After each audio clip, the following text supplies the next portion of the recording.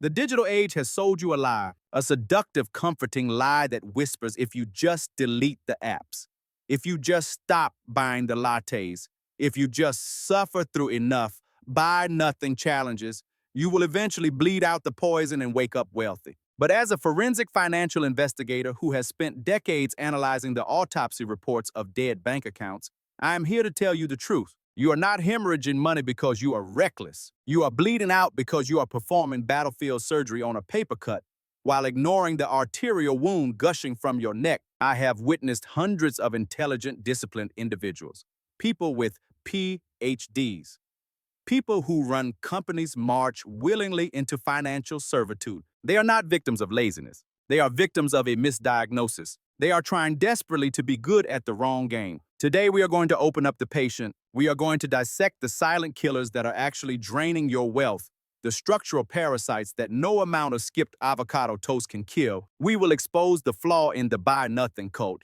and we will identify the 4 massive hemorrhages that are keeping you broke regardless of how much you suffer. Let's begin with the pathology of buy nothing. 10 years ago, financial confessionals were rare. Admitting to debt or a shopping addiction was a taboo whispered in dark rooms. Today, it is performative art. For every influencer selling you a product, there's a de-influencer selling you the virtue of abstinence. And while transparency is healthy, the message has mutated. Good with money has become synonymous with spending nothing. This is a dangerous reductionism. Here is the cold mathematical reality. You can only cut so much. You can eliminate every joy, every dinner out, every new shirt, and live like a monk in a cave. But there is a floor. And even if you hit that floor, you are still trapped on the hamster wheel, trading your time for survival. Cutting expenses is a defensive strategy. It does not win wars. If you spend your life in a defensive crouch, obsessing over pennies while dollars fly out the back door, you will die with a balanced budget and an empty life. The forensic evidence shows that financial freedom is not achieved by starving yourself.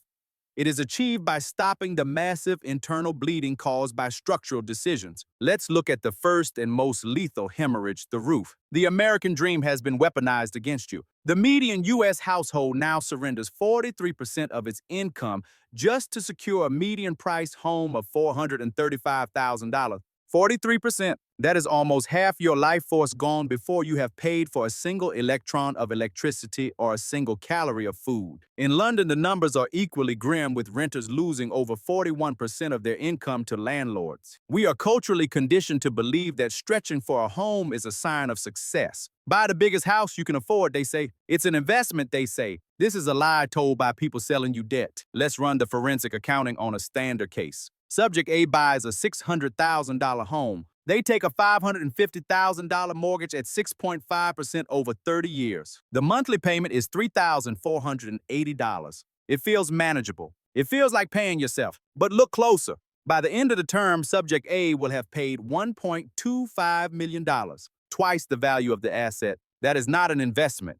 That is indentured servitude to a bank. Now consider Subject B. They choose a modest home with a $400,000 mortgage on the same term. The total cost drops to $900,000. The monthly payment falls to $2,530. That is a difference of nearly $1,000 a month. $1,000. That is not a skip latte. That is a life-changing stream of capital. While Subject A is house poor, stressing over grocery bills, Subject B has an extra $12,000 a year to deploy into the market. This is the difference between looking rich and being rich. And for those who say, but I need the space, remember the hidden taxes of square footage, property taxes, heating, cooling, furnishing, repairs. A bigger house is a hungrier beast. It demands to be fed. If you are renting or buying, the single most powerful move you can make is to live in the smallest viable space for your needs. If you must buy, consider the torture of time. The 30-year mortgage is a standard trap. A $400,000 loan at 6.5% over 35 years costs $900,000 total. Cut that term to 25 years and you save $120,000 in interest.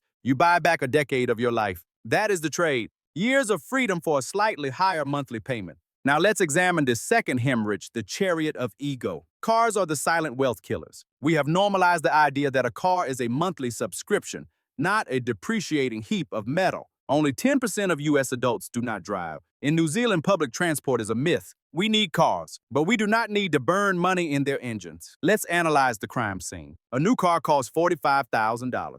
The moment you sign the papers, you are losing money. Within 3 years, 40% of its value has evaporated into the ether. That car is now worth $27,000. The first owner paid $18,000 for the privilege of that new car smell. If you buy that 3-year-old car, you let someone else take the beating. But the real crime is leasing. Paying $600 a month to rent a vehicle is financial suicide. Over 10 years, that is $72,000 gone with zero asset to show for it. Switch to a reliable used car at $350 a month. You save $3,000 a year. Invest that difference. $3,000 a year compounding at 8% over 30 years becomes $354,000. That is a retirement fund. That is freedom. All sacrifice for leather seats and a shiny grill. Before you sign a lease, run the numbers. Use an investment calculator. See what that monthly payment is actually costing your future self. It is usually $250,000.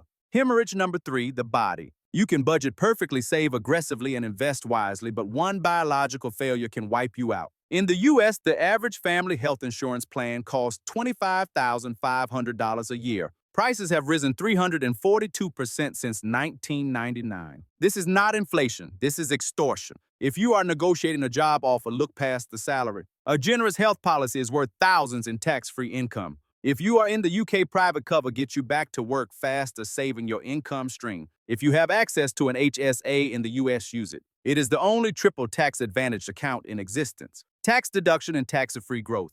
Tax-free withdrawal for medical costs. It is a bunker for your health. And do not neglect the unthinkable insurance. Income protection. Critical illness cover. If your ability to generate income stops, your financial plan dies. Spending money on these policies is not an expense. It is structural reinforcement for your entire life. Do not waste energy beating yourself up over a $5 coffee when you are one accident away from bankruptcy because you didn't have disability insurance. Finally, the 4th hemorrhage, the next generation. Children are a blessing, but childcare is a financial crisis. In the UK, full-time nursery costs £13,500 a year. In the US, it is often higher than in-state college tuition. This cost forces a brutal calculation. Many parents, usually mothers, step out of the workforce because their salary barely covers the nursery bill. Short-term, this saves money. Long-term, it can be a catastrophe. You lose career momentum. You lose pension contributions. You lose future earning power. The motherhood penalty is real and it is quantifiable.